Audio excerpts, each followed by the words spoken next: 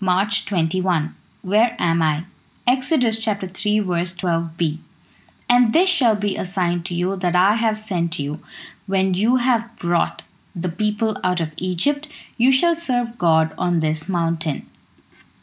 I do a lot of traveling both overseas and in the United States. Sometimes the trips get very lengthy and involved with multiple airplane connections and layovers. Thus, it is reassuring to look at my travel itinerary and discover that I'm still on track. I may not have arrived yet, but I can tell I'm headed in the right direction. Moses needed this kind of assurance as well. After all the struggles in Egypt, he needed to know he was still following God's itinerary. Therefore, God instructed him to bring the people out of Egypt and return to Mount Sinai, where he saw the burning bush. When they got to the mountain, they were to serve him. This was God's proof that they were headed in the right direction and that he would lead them into the promised land.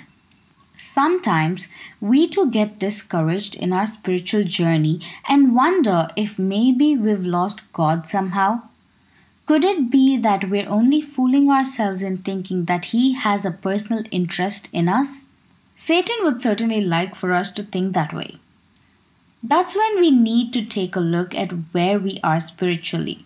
Are we further along than when we first began? Perhaps we aren't where we would like to be in our walk with the Lord, but the fact that we aren't where we used to be is proof that God is with us. The Apostle Paul said in Philippians chapter 1 verse 6, being confident of this very thing, that he who has begun a good work in you will complete it until the day of Jesus Christ. Don't get discouraged that you haven't arrived. Just make sure you're headed the right direction. God will take care of the rest. He always finishes what He starts. It's not where you are, but where you're going that counts. Amen.